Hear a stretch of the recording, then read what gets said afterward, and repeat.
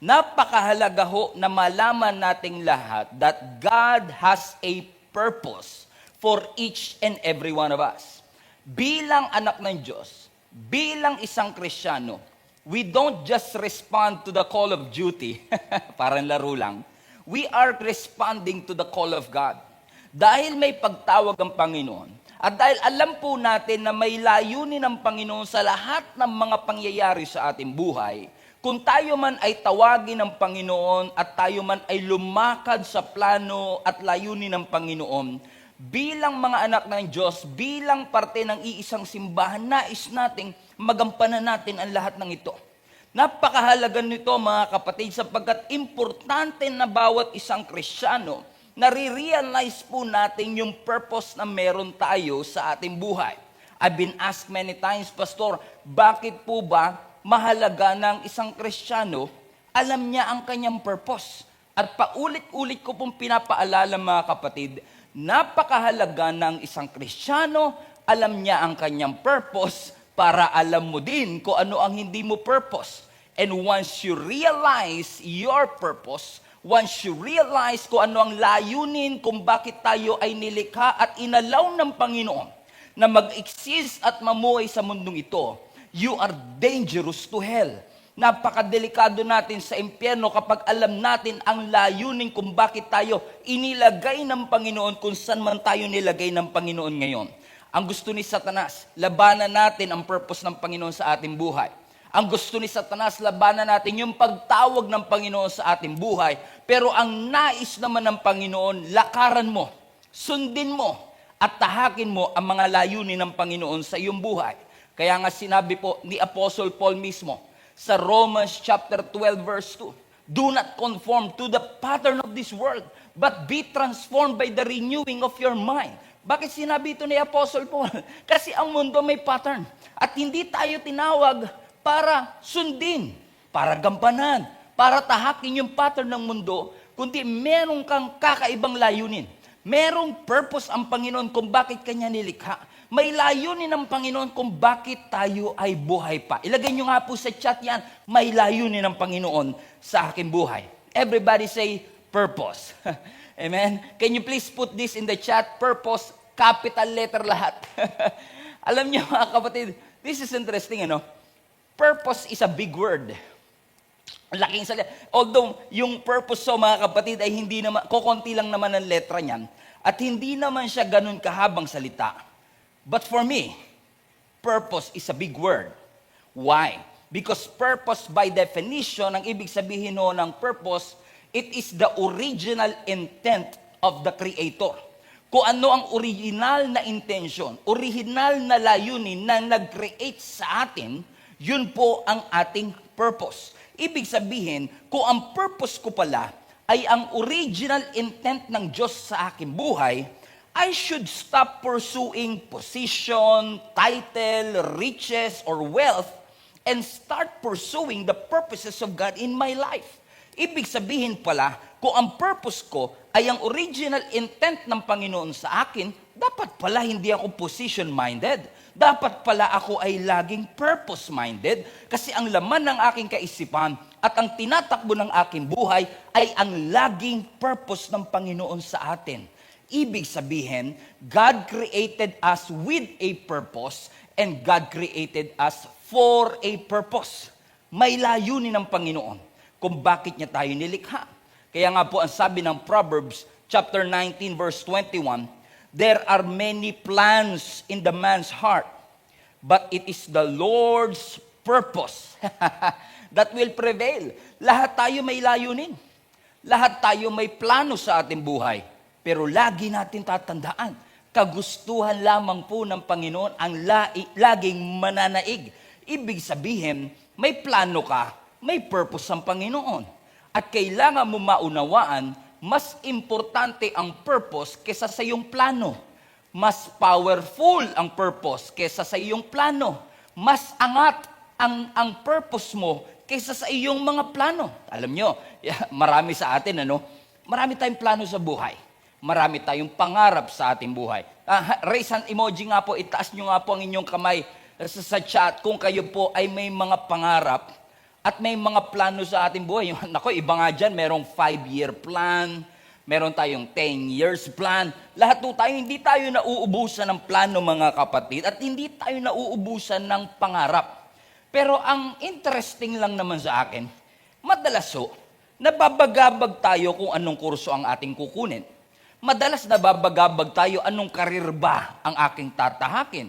But the bigger question should be, what is God's purpose in my life? What is God's purpose in our church? And marami sa atin, sumuko na alamin ang purpose ng Panginoon sapagkat meron tayong mga misconception na ang purpose ng Panginoon ay magagampanan ko lang kapag ako'y naging pastor na. Kapag ako ay nagsiserve na sa Panginoon. Kapag ako ay, for example, CEO na ng isang kumpanya. Kapag ako ay CEO na ng sarili kong business. Pero nothing could be further from the truth, mga kapatid, sapagkat ang purpose ng Panginoon sa atin ay hindi lang basta natin makukuha, malalakaran, kapag nakamit na natin yung ating mga pangarap at plano sa buhay. What if I tell you, mga kapatid, na most of the time, God is showing our purpose one piece at a time? What if God is showing our purpose sa ating buhay? Hindi sa end destination. Ibig sabihin, kung ito ang timeline ng aking buhay, ang purpose pala ng Panginoon sa akin ay wala doon. No, kasi marami tayong misconception na ang purpose ng Lord ay laging nasa dulo. But what if God is showing your purpose one piece at a time? What if, mga kapatid, na ang purpose natin ay parang puzzle na ating binubuo in every step of the way. Every timeline, every achievement, every suffering, every pain, ay binibigyan tayo ng Lord ng mga bits and pieces na pwede nating matutunan para tuluyan nating malakaran ang ating buhay. I like to illustrate it this way, mga kapatid, na ang purpose ng Panginoon sa atin ay parang puzzle. At tapos ninyo, kapag mas malaki ang puzzle, mas maraming pieces na kumukumpleto dito sa puzzle na ito. At bilang isang Kristiyano, bilang anak ng Panginoon, we need to start discovering and walking in the purposes of God in our life. Hindi lang natin basta ma-discover, kundi malakaran natin. Ibig sabihin, anuman ang sitwasyon natin ngayon, anuman ang season that we are in, do you believe, mga kapatid, na may purpose na gusto ang Diyos na matutunan mo sa kung saan ka man naroroon ngayon? Ibig sabihin, mga kapatid, ngayon pa lang, ano man ang sitwasyon natin, ikaw man ay nagte-testify, ikaw man ngayon ay nahihirapan, we need to discover and walk in the purposes of God in our life and in our church. Kasi sa totoo lang, mga kapatid, nothing can be built if we don't start building. Wala tayong ma-achieve kung hindi tayo magsisimulang mag-build ng ating faith, ng ating buhay, ng ating career, ng ating destination. Tayo po ay tinawag ng Panginoon to walk by faith and sometimes to build by faith. That we are building our life, building the purposes of God in our life. And katulad ng building, hindi basta-basta buo kagad yung ating tinitignan. Hindi kagad yung bigger picture lang yung ating tinitignan. We admire the bigger picture. Na-admire natin yung blueprint ng isang building. Pero most of the time, mga kapatid, we must build it one at a time. One at a time. Everybody put that in the chat. One at a time. And I'm here, mga kapatid, to unpack and for you to discover, mga kapatid, ano ba yung mga bagay na nagkikip sa atin, humahadlang sa atin, para tayo makalakad sa purposes ng Panginoon. Maybe as a church, maybe as a leader, maybe as a volunteer, or maybe as a father, a mother, or a businessman. What are the things that is keeping you from fulfilling the purposes of God in your life? Number one, mga kapatid, I believe priority is one of the things na pwedeng humadlang sa atin para malakaran natin ang purpose ng Panginoon sa ating buhay. Bakit ko nasabi, mga kapatid? Sapagkat marami sa atin, may mga pangarap nga at may mga plano. At madalas, we are so caught up with our dreams. We're so caught up with our plans. Kasi nga, planado na yung buhay mo, no? planado na yung mga pangarap mo, na nakalimutan mo, may purpose ka nga pala. Hindi masamang mangarap, pero yung purpose mo sana ang nagsishape ng iyong priority. Kasi madalas mga kapatid, dahil yung pangarap mo, ito yung gusto mong ma-achieve, ito yung gusto mong goal, hindi masama ang yan. Pero madalas, yung mga pangarap natin, yung mga goals natin and dreams natin, ang nagsishape ng ating priorities. Siya ang nagsishape kung ano ang uunahin natin, ano yung isusunod natin, ano yung pangatlo. Instead na dapat ang nagsishape ng ating priority ay yung mismong ating purpose. Kasi kung alam mo yung purpose mo, alam mo kung ano yung uunahin mo. Alam mo kaagad ang priority mo. Bakit mga kapatid? Put this in the chat. Sequence matters. Yung sequence ng prioritization. Kaya nga nagtataka ko, no?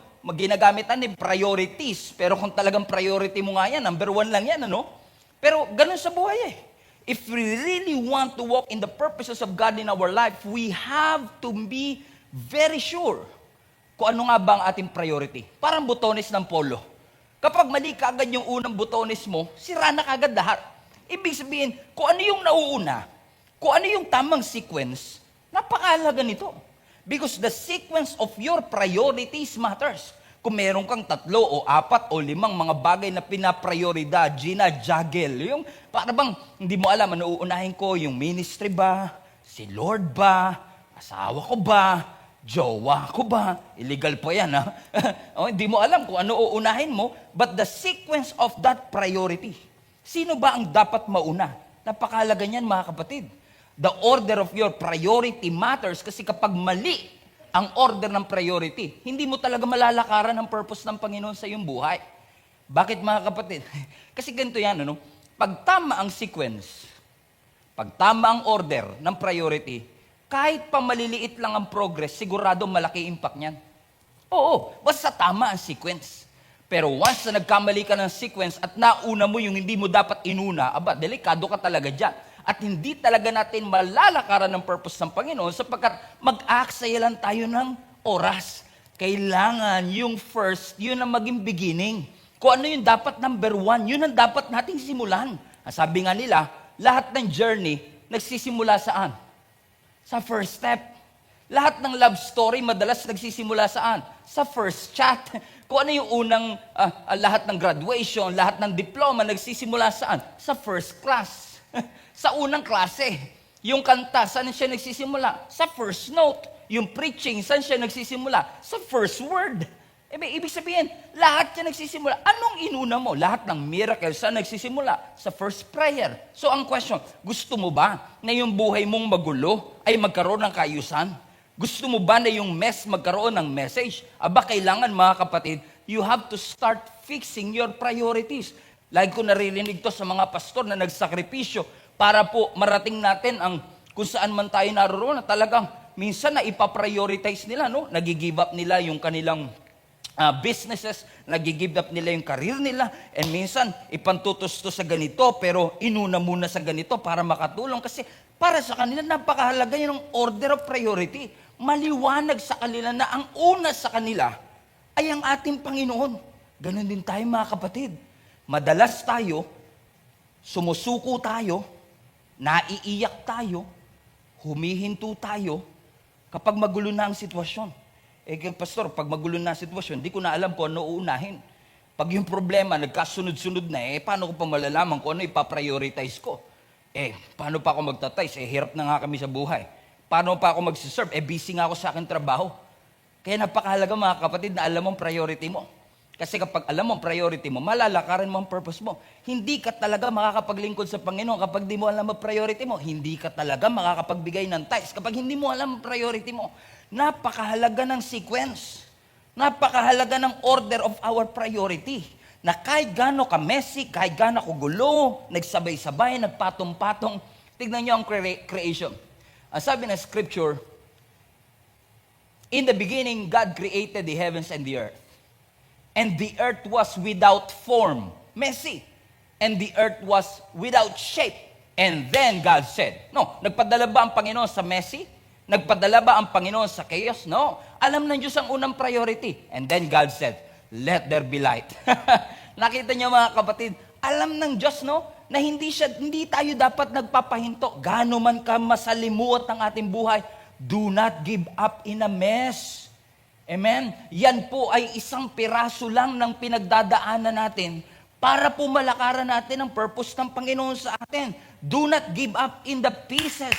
Pieces, just make sure that you are making and fixing your priorities. Look at Matthew chapter 6 verse 33. Many of you are familiar with this verse. Ano po ang sabi ng Matthew chapter 6 verse 33? But seek first, tignan nyo, seek first the kingdom of God. Ano daw ang uunahin? Kingdom of God. Alam nyo mga kapatid, marami sa atin, Pastor, nahihirapan ako sa priorities. Alam nyo, sa totoo lang, dumali na nga yung paglilista natin ng priority. Kasi yung number 1, maliwanag na kagad eh. Yung lalagyan mo na lang, yung number 2, yung number 3, yung number 4, yung number 1 na negotiable na yan eh.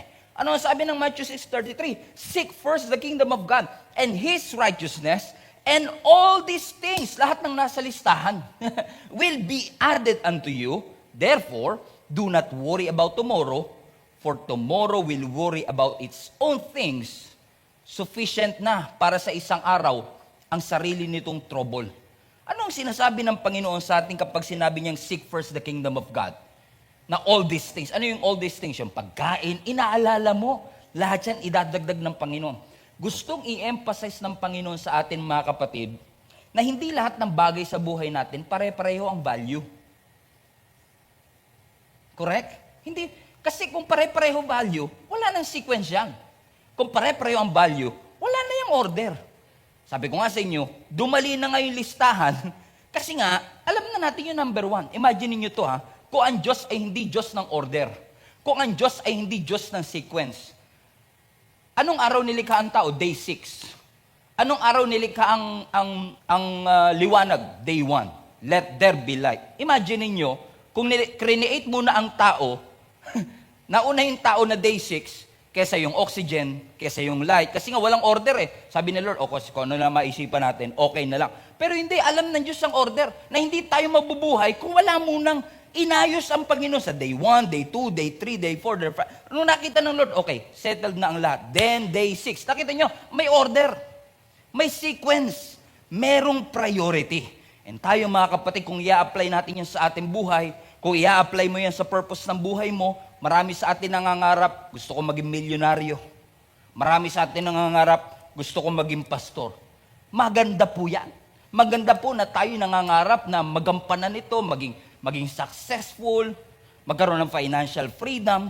Pero alam niyo po mga kapatid, yung mga bits and pieces na meron ka ngayon, yung decision mong umattend, yung decision mong i-prioritize ang manalangin, yung i-decision mong i-prioritize ang magsimba, ay nakakatulong po yan para ma-fulfill natin yung purpose natin. Ibig sabihin, yung decision mo ngayon, connected sa purpose mo yan. Yung prioritization mo ngayon, connected sa purpose mo yan. Gusto mong maranasan at malakaran ng purpose ng Panginoon sa iyong buhay, kailangan tama priority. Kailangan yung una, yung talagang mauna. Amen. Maliwanag ba mga kapatid? Hindi tayo basta bira ng bira, aksyon ng aksyon, no?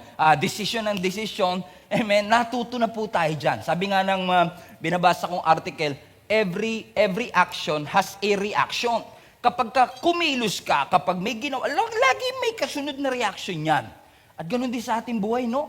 Madalas sumusuko tayo dahil nga hindi tamang priority, nagkakaroon ng kaguluhan sa ating buhay, maaaring hindi mo na prioritize ang Panginoon, o maaaring hindi mo na prioritize ang health mo, hindi mo na prioritize ang pamilya mo, nagkaroon ng chaos, sumusuko ka na. Alam niyo, napapansin niyo to mga kapatid, na yung mga desisyon natin, kapag yung decision na yan naging isolated, nilabas mo ba? Nakaka-discourage eh. No? Nakaka-discourage, parang, may progress ba, Pastor? Inuna ko naman si Lord ngayon Ba't parang walang progress? Kasi nga in-isolate mo eh, no? Parang akala kasi natin, porkit nag-push up ka, ang epekto kagad ng isang push up, malaking muscle. Ay, hindi yung ganun mga kapatid eh. Kailangan mo yung consistency. Yung consistency ng ating prioritization, napakahalaga po niyan, sapagkat wala pong instant result. Kasi tayo pa naman, pag walang instant result, nadi-discourage tayo. Kailangan talaga mga kapatid, we should start somewhere. Pasin nyo to, Pastor, gusto kong malakaran ng purpose ng Panginoon. Sinisikap ko naman kumain ng tama, sinisikap ko naman mag-exercise, sinisikap ko naman gawin na, pero parang walang nangyayari. Nagsorry na ako, pastor. Sinisikap ko maging mabuting ama, maging mabuting ina. Ginagawa ko lahat para maging mabuti akong boss, pero parang wala, pastor. Ilang araw mo na ba ginawa? 2 pa lang, pastor. Kasi sa nakalipas sa 2 dekada, hindi ko na ginawa. Pero nung 2 araw mo pa lang prioritize, sumuko ka na kagad. Kapatid, posible na yung prioritization natin ngayon ay makahadlang para malakaran natin ng ating purpose. Napakahalaga po sa ating simbahan that Gia Monumento. Church, let me just speak to you a little bit. Gia Monumento, this year and for the years to come, we should learn to start prioritizing na lakaran ang plano at purpose ng Panginoon sa iyong buhay. Can I get an amen, mga kapatid? Number 2, pangalawang bagay na humahadlang sa atin para malakaran natin ang purpose ng Panginoon. Watch this. This is interesting. Is our potential. Hindi lang priority, but even our potential. Kasi kanina binanggit na natin yung Proverbs 19, balikan lang natin, there are many plans in our hearts, but it's always the Lord's purpose that will prevail. This is very interesting, mga kapatid, sapagkat lahat tayo nagpaplano. Lahat may abilidad, may potensyal na makapagplano. Pero alam niyo po ba, mga kapatid, that the purpose of God in your life is more than what you can do? The purpose of God in your life is more than your ability? Kung ang Diyos nakatingin lang po sa potensyal at ability natin, marami po sa atin hindi makakalakad sa purpose ng Panginoon. For example, si Abraham sa Genesis chapter 12. Pinangakuan siya ng ating Panginoon na sabi ng Scripture, na ang iyong mga descendants ay magiging kasing dami ng buhangin sa dagat. Imagine niyo yun, mga kapatid. Ang ganda eh. Amen? Ang ganda ng pangako ng Panginoon sa kanya, na sabi pa nga ng Panginoon, you will be called a father of many nations. Ay grabe, magiging ama ka ng maraming bansa. Pero ang problema, may layunin, may calling. Pero wala siyang abilidad na magkaanak. Sapagkat siya'y baog na at that time, matanda na ho siya, wala na siyang potensyal magkaanak pa. Now, kung ang Diyos naka-base lang sa potensyal, walang mararating. Amen? Si Abraham at this point, he got no potential, but he has a purpose. Ganon din ho sa ating buhay, mga kapatid. No wonder sinabi ng Proverbs 3 verse 5, you should not lean on your own understanding. Sa ibang translation nga yan, ang sinasabi ng Scripture, do not rely on your own insights, in your own potential. Kasi kung sarili mo lang abilidad, sarili mo lang potential, minsan kasi tayo nag-aantay tayo, pag natuto na akong mag-gitara, malalakaran ko na ang purpose ng Panginoon. Ibig ba sabihin, pag hindi ka pa marunong mag-gitara, ay hindi mo malalakaran ang purpose ng Panginoon? Yes, magandang mayroon tayong potential, at lahat tayo ay may potential, pero madalas ang purpose natin ay hindi naka-attach sa ating potential. At minsan pa nga, yung potential pa ang umahadlang sa atin para malakaran natin ang purpose ng Panginoon. Si David, kilala nating hari, di ba? Si David, King David, a man after God's own heart. Pero ano ba ang kanyang trabaho before? Siya ay shepherd. Siya ay tagahatid ng cheese bread sa kanyang mga kapatid. Wala siyang potensyal para maging king, pero yun yung kanyang purpose. Pero hindi tinignan ng Lord yung kanya lang potensyal. Hindi tinignan ng Lord yung kanya lang ability. Ang nakita ng Panginoon, yung purpose ng Panginoon sa kanya. Naintindihan niyo, mga kapatid? So ibig sabihin pala, when you want to know God's purpose in your life, you should stop asking, Lord, ano ba yung mga bagay na kaya kong gawin? This is not about what you can. What you can speaks about ability. What you can speaks about potential. Pero ano yung tamang tanong pagka-purpose? Hindi what you can, but what you should. Hindi what you can do, but what you should do. Kasi yung what you should do, yun yung purpose mo. What you can do, yun yung potential mo. At minsan, yung potential, nagiging kalaban ng ating purpose, mga kapatid. Ulitin ko uli. What you can, yun yung abilidad mo. What you should, yun yung purpose mo. Do you understand, mga kapatid? Etong service natin, hindi natin to nala-live stream just because we can. No, we can do this, pero hindi tayo limited doon.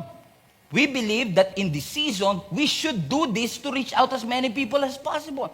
So, ibig sabihin, hindi tayo nagpapahadlang sa kakayanan lang natin. Kasi kahit hindi natin kaya, pero alam natin yung what should be, gagawin natin ang lahat. Magde-develop ka ng bagong skill, magde-develop ka ng bagong talento, mag-a-adapt ka, magbabago ka, mag-i-innovate ka para malakar. Mga kapatid, gusto kong tawagin ang buong GSMNB. Huwag tayong mag-rely lang sa kakayanan natin, kundi sa purpose ng Panginoon. Pastor, hindi namin kaya to. Pastor, wala kaming equipment para dito. We don't have enough volunteers. Hindi namin yan kaya. Mga kapatid, I acknowledge, meron tayong mga hindi kaya. Pero lagi natin tatandaan, ano ba pinapagawa ng Panginoon? Kasi kapag pinagawa yan ng Panginoon, kahit patingin mo hindi mo kaya, lagi mong tatandaan kung may purpose ang Panginoon, hindi kanya dadalin doon na wala kang abilidad para magawa ito. Kung ano man ang sinimulan niya sa ating simbahan, sigurado kung tatapusin niya. Philippians 1:6, ang sabi ni Apostle Paul, I am certain. Everybody put this in the chat, certain. Is this making sense, mga kapatid? Nakakatulong mo ba ang mensahe ito? Sabi ni Apostle Paul, I am certain that God, who began the good work within you, will continue His work until it is finally finished on the day when Christ Jesus returned. So parang sinasabi ni Apostle Paul, you cannot stop what God has started until it's complete. Hindi mo mahihinto yung sinimulan ng Diyos hanggat hindi tapos. Grabe yun, kapatid. Ay, grabe.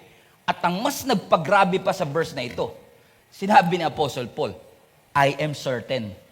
Sigurado ako na hindi mo mahihinto. Amen? Ang lahat ng sinimula ng Diyos hanggang ito'y makumpleto. Ibig sabihin, mga kapatid, hindi tayo dapat matakot, sa pwedeng kahinatnan ng ating simbahan kasi sinimula ng Diyos yan, siguradong tatapusin ng Diyos yan. At sinabi ni Apostle Paul, very certain ako.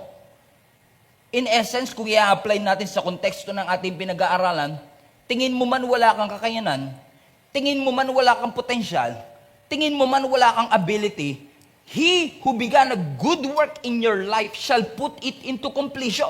Hindi pwedeng, hindi tapusin ng Lord ang kanyang sinimulan sa bawat isa sa atin. Bakit, mga kapatid? Makinig ho kayo. Ang pagmamahal ng Diyos sa'yo, hindi lang nakabase sa potensyal mo. Ang pag-ibig ng Diyos sa'yo ay hindi lang nakabase sa potensyal mo. Tinitignan ng Diyos ikaw mismo at hindi lang yung kaya mong gawin. Amen? May purpose naman ng Panginoon. Tama ho ba? Pero kung tayo kasi mag-aantay lang tayo sa fulfillment at di natin lalakar, ibig ba sabihin, Pastor, hindi natin dapat gawin, lakaran? Hindi ko sinasabi yan. Na maging complacent tayo, maging tamad tayo. Hindi po yun ang aking sinasabi. Pero ang ating purpose ay hindi limited sa ating potensyal. For example, si Adan, nung siya ay nilikha, si Adan at Eva, isa sa mga unang trabaho ni Adan, amen, ay magpangalan ng mga hayop. O pangalanan ng mga hayop for that matter. Now question, tingin nyo ba hindi kayang gawin ng Diyos yun? Na kailangan niya pa si Adan para magpangalan ng hayop? Of course not. Amen? Pero ang Diyos natin, hindi porkit okay, Adan, lilikha kita para meron akong tagapagpangalan. Tingin nyo ba ang Diyos hindi niya kayang isipin yung giraffe? Hindi niya kayang isipin yung elephant? Kaya ng Diyos siya. Tingin nyo ba para lang i-defeat si Goliath, kailangan pa talaga ng David? No. With God, sa totoo lang, mga kapatid, spoiler alert. Sa totoo lang, hindi tayo kailangan ng Diyos. Sa totoo lang. Amen? Kung ang iniisip lang natin is mag-share ng gospel, mag-preach ng word, kung gugustuhin ng Panginoon, magpakita lang siya sa universe, magpakita lang siya bigla na lang yung mga channel ng TV natin, biglang malipat, uy, ano to, heaven channel to bigla lang mag-heaven, ay lahat marami sigurong kikilala sa Panginoon So, ibig sabihin, yung purpose ng Lord sa'yo is not tied up to what you can do. Kasi minsan tayo, mga kapatid, nakakalungkot, masyado tayo nakapokus sa ano ba yung mga dakilang bagay na pwede kong gawin para ma-please ang Panginoon. And we should do that. Dapat tayong gumawa ng mga dakilang bagay. Sabi nga ng Scripture, we should do great and mighty exploits. Para kay Lord yan Dapat excellent. Totoo yan. Pero most of the time, in pursuing our purpose, ina-attach natin yung great things na ginawa natin. Uy, pastor na ako, nagagawa ko yung purpose ko. Uy, musician na ako, nagagawa ko yung purpose ko. Uy, nakapag-share ako sa 20 people, nagawa ko yung purpose ko. What if ang purpose mo ay hindi naka-attach sa pagiging pastor mo, sa abilidad mo mag-share ng gospel? It's not about the great things that you did to God or the great things that you are doing for God. But what if your purpose is attached to the greater version of yourself? Who you will become. Kung sino yung nagiging ikaw habang ikaw ay nagsiserve, kung sino yung nagiging ikaw habang ikaw ay naniniwala, nananampalataya sa Kanya. Yes, I believe God is pleased when we serve God, pero I believe the purpose of God in our life, in pieces, is all about the things that He is developing in your heart while you are doing that. Habang inaaral mo yan. Kasi tayo minsan, kaya tayo nalilito sa purpose natin. Lagi kasing attach yung purpose natin sa paningin natin ba, sa ginagawa natin sa Panginoon. Na I need to do great things for God. And we should do that. Again, we should do that. But what about being the best version of yourself? For the glory of God. And I can relate to this. Actually, kaya ako ito pinipreach because I myself have been struggling with this.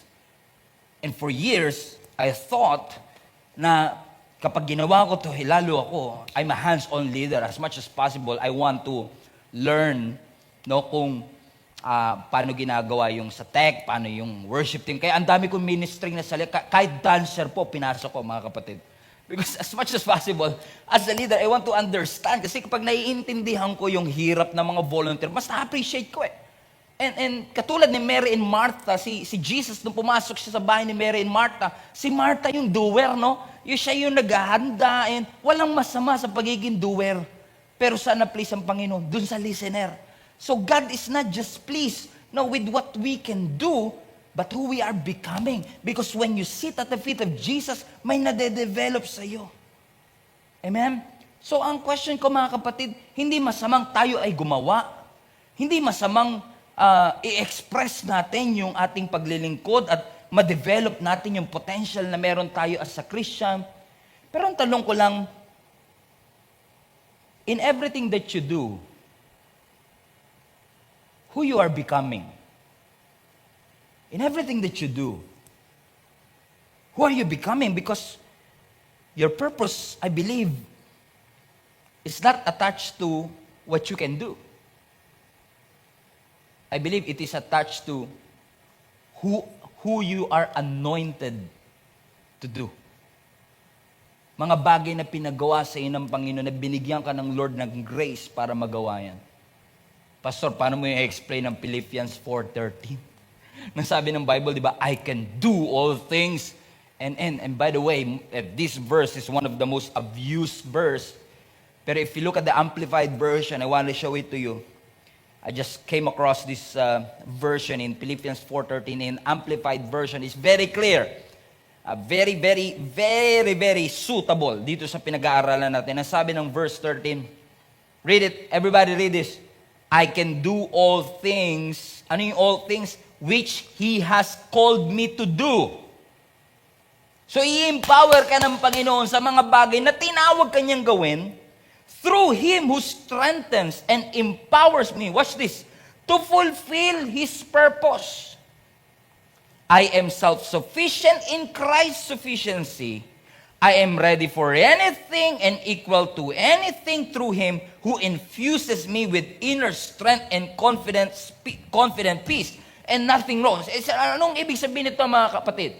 Wala pong masama that we seize the moment. Wala pong masama that we seize the opportunity na i-exercise natin, maging talented tayo, gawin natin ang lahat na pinapagawa ng ating Panginoon. Wala pong masamang mag-serve. Wala pong masama na ibigay ang lahat-lahat sa Panginoon. Wala pong masama that we preach our heart out. We should do that, and we should do it with excellence. We should do everything in our power para magawa ang pinapagawa ng ating Panginoon. Pero ang tanong ko, paano kapag nangyari na na-reach mo nga yung potential mo, pero na-miss mo naman yung purpose mo?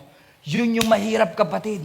Na na-reach lang natin, na-develop lang natin yung potential natin, yung skills natin, yung talent natin, pero na-miss natin ang purpose ng ating Panginoon sa ating buhay.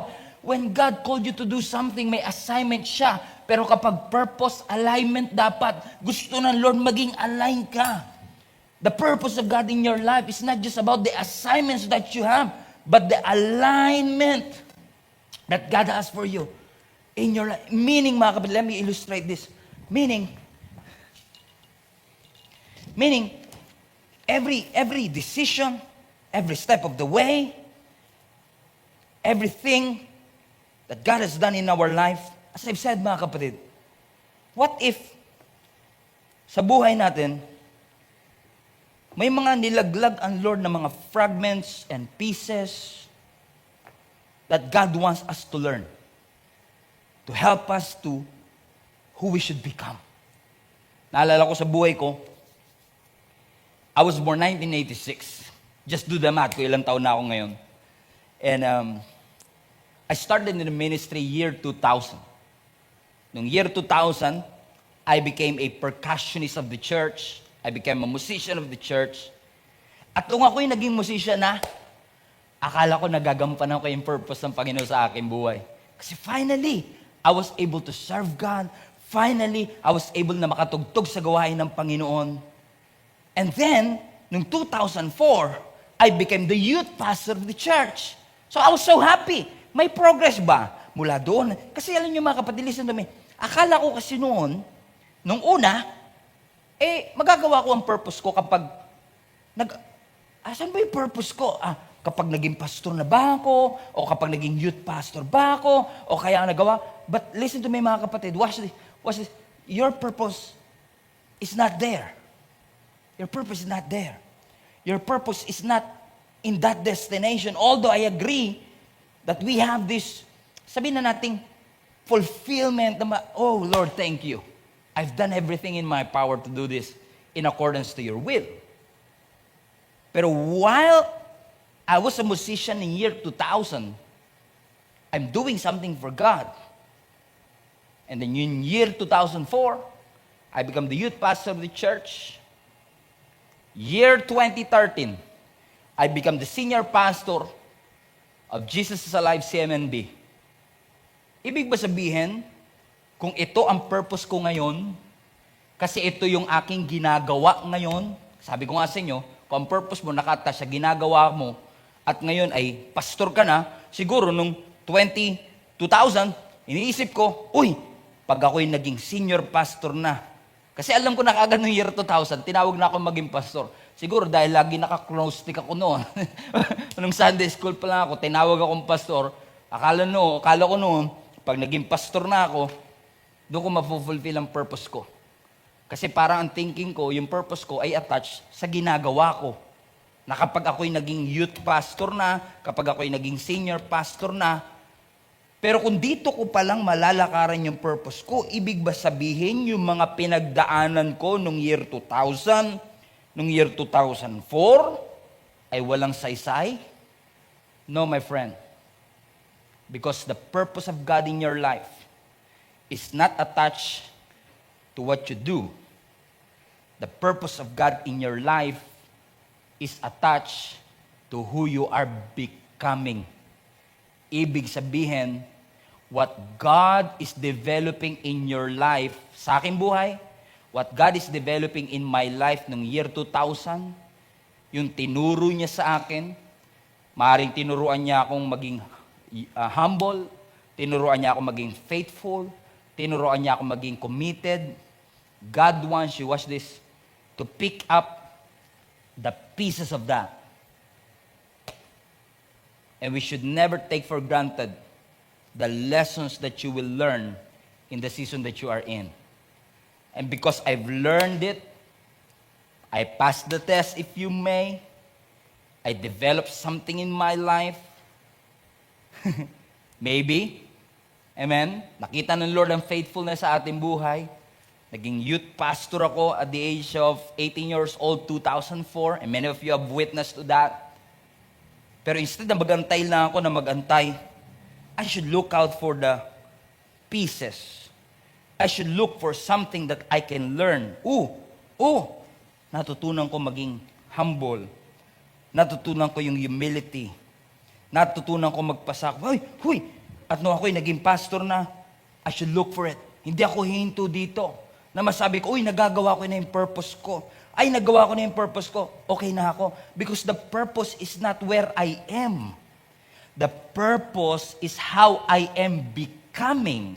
Kasi kung ang lagi ko lang sasabihin, kung narito ako ngayon, nandito lang lagi ang purpose ko, ibig sabihin, kapag kailangan ko pa mag-antay na maging pastor ako para magawa ko yung purpose ko, hindi ko makikita yung mga bits and pieces na mga tinuturo sa akin ng Panginoon along the way.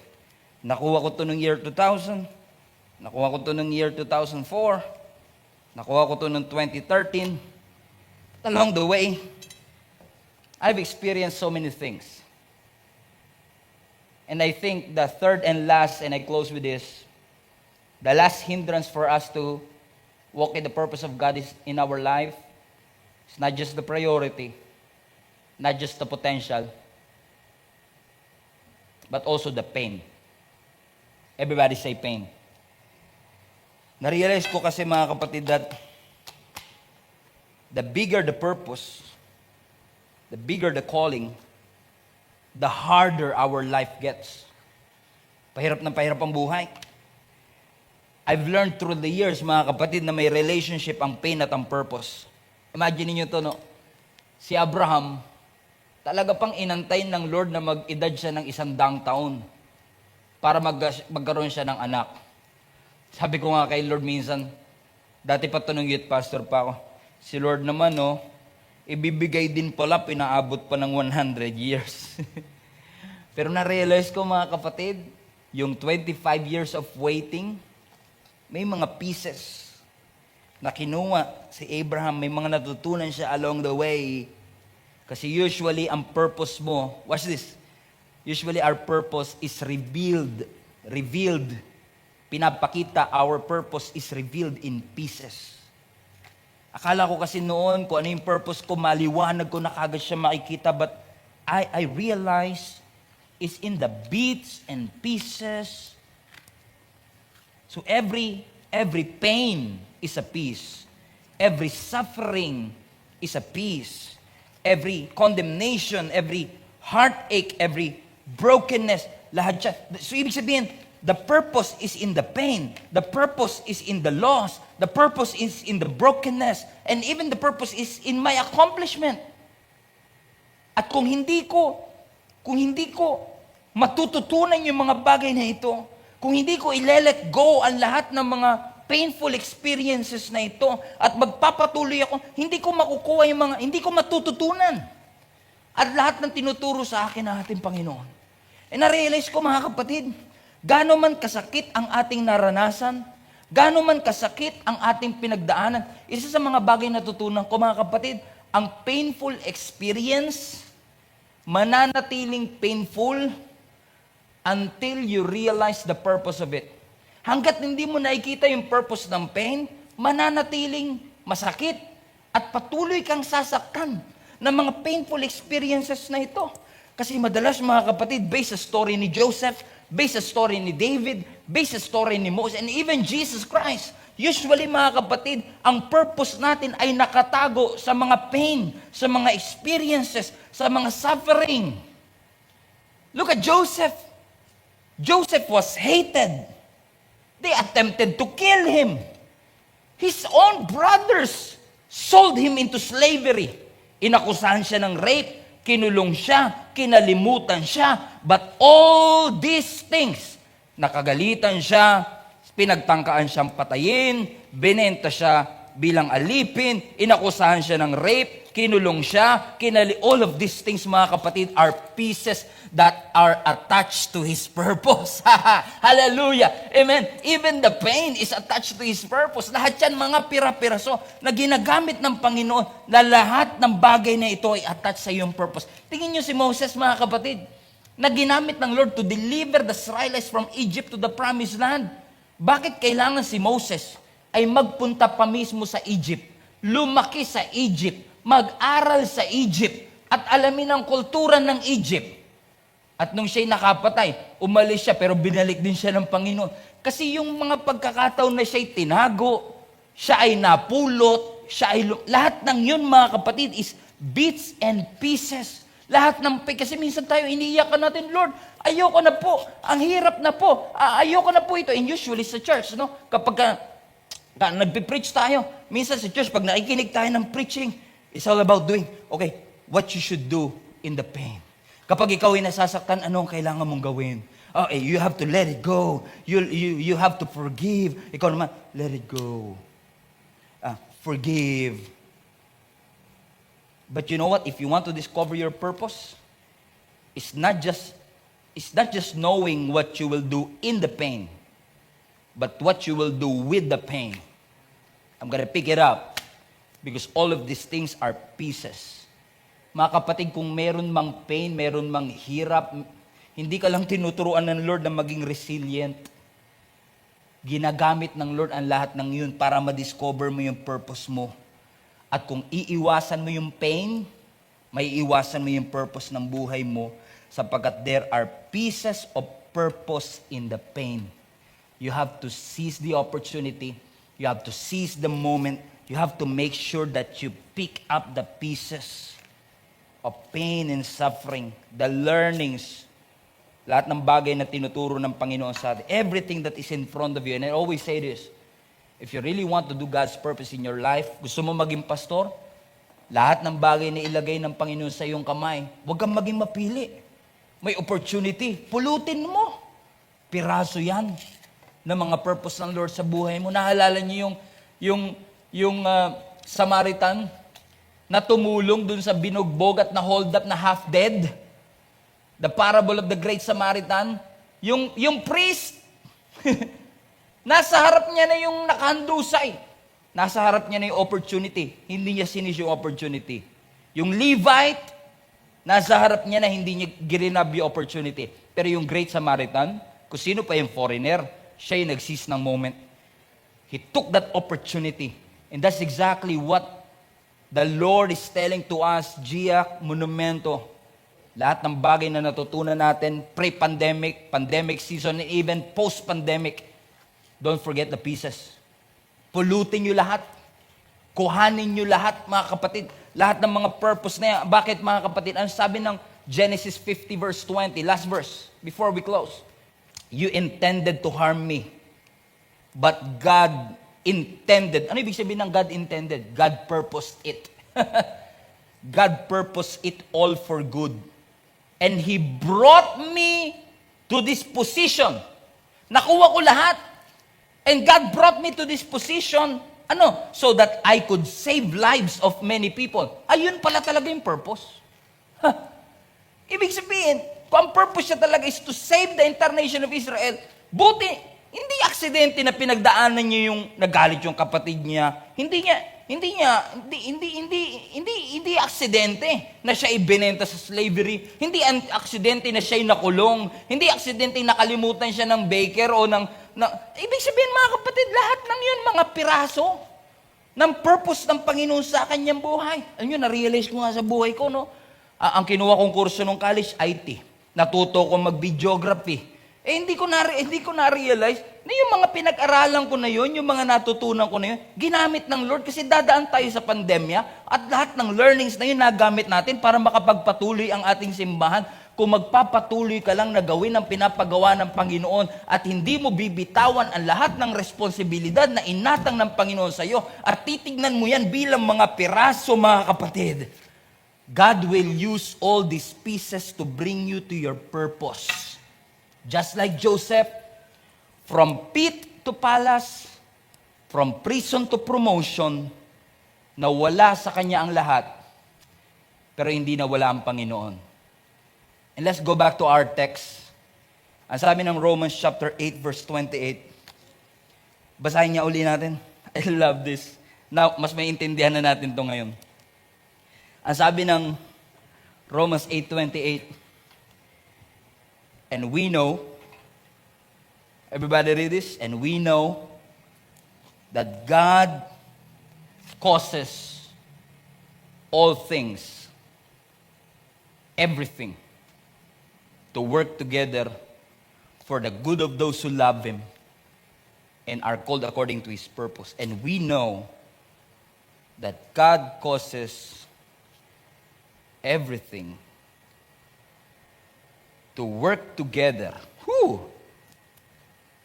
Everything. The suffering, the pain, the hardships, the problems, the difficulty, the trouble,